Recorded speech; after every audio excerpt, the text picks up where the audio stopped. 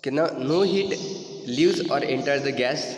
The temperature of the gas changes as the work is done at the cost of internal energy, and then the change in internal energy is equals to work done. Okay, these 3 points you must consider very well. No heat leaves or enter the system. Then the temperature of gas changes as the work is done at the cost of internal energy. Okay, temperature changes if internal energy is spent to do some work. The change in internal energy is equal to the work done. Okay, these are the things you must keep in mind. Okay, let's see what happened. Okay, you can see over here specially two type of adiabatic process. Here is let's talk about remind two things, that is, you can see here constant entropy process. Okay, this is constant entropy process, in which, that means this is frictionless process is this. Now further, change in internal energy is equals to what?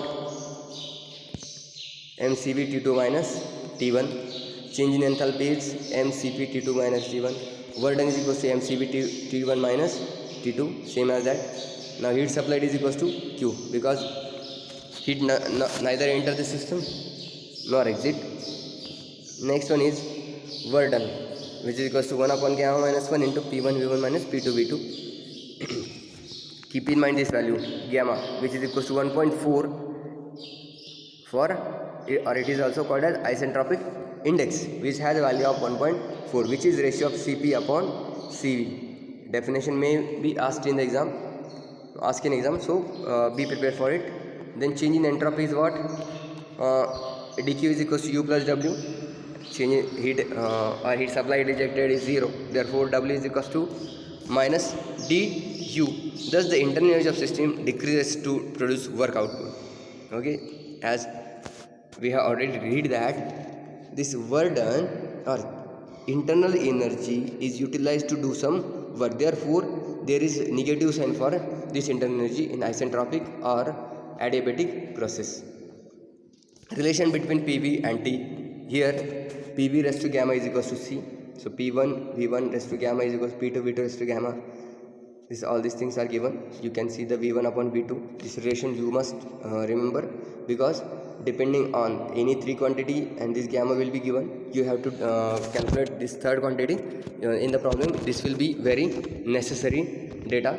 Now from perfect gas equation, PV is equals to MRT, PV upon T is equals to constant. So applying this, you will get T2 upon T1 is equals to P2 upon P1 raised to, into P1 upon P2 raised to 1 upon gamma. After adjusting all this term, you will get P2 upon P1 is equals to gamma minus 1 upon gamma, as in equation C. This equation, okay, as in equation C, T2 upon T1 is equals to P2 upon P1 into V2 upon V1. Some more okay, that means just a relation, different relation you have given for doing different operation or for calculating different variables in that particular processes. Let's another relation is given, T2 upon T1 is equals to V1 upon V2 raised to gamma minus 1. Okay, at the time of exam you don't have to remember.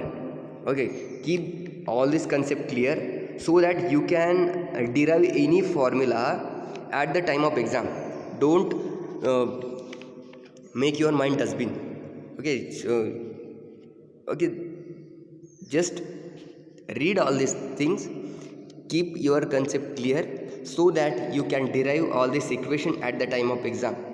Okay, don't consume too much time if your concept is clear. Okay, so all these formula are not easy to remember, so keep concept clear so that your hard work, you don't need to do any hard work. Even ED on this, from this all this equation you can see that T2 upon T1 is equals to P2 upon P1 raised to gamma minus 1 upon gamma is equals to V1 upon V2 raised to gamma minus 1. Now let's see another process, polytropic process. Okay, different process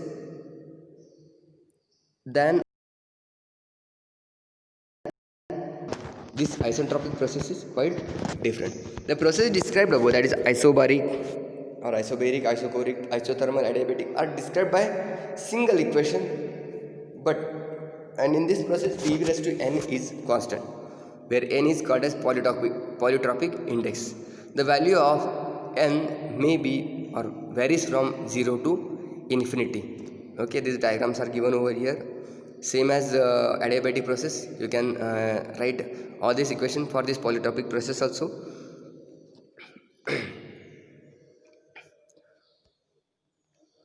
That means polytropic process include all these processes. Okay, let's see further. PV is equals to C, isothermal, when n is equals to infinity. V is equals to constant, it becomes constant, therefore it becomes isochoric process.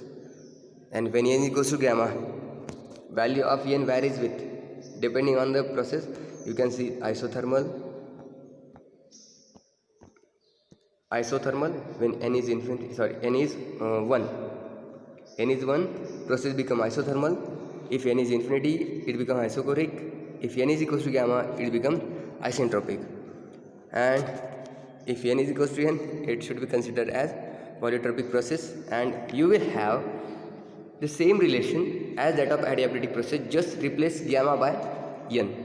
As that of gamma, here just n is replaced.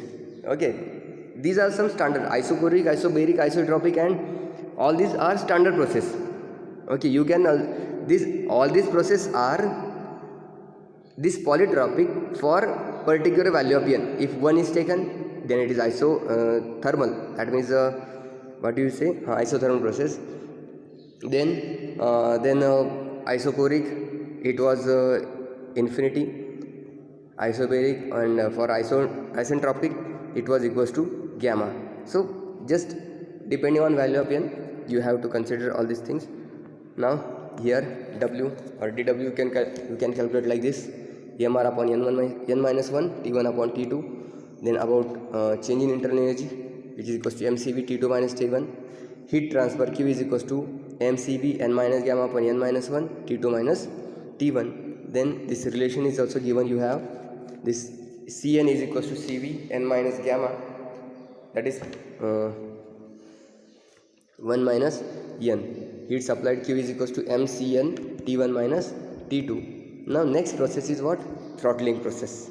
Okay, this process occurs when a gas or vapor is expanded through a restricted passage, such as narrow passage or orifice.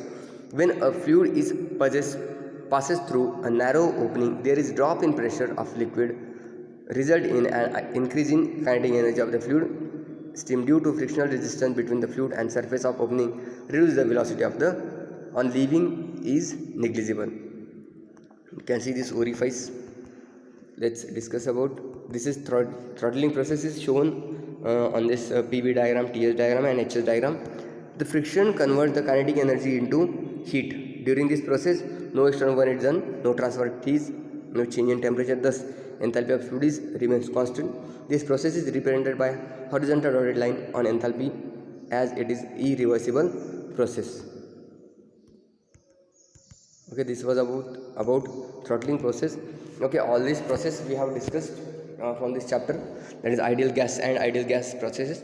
We will discuss in tomorrow's lecture few problems, and then we will end this chapter. So please, again I am requesting you to prepare all these things we have discussed in previous few lectures, and get ready to solve some problems. Okay, we will stop here today.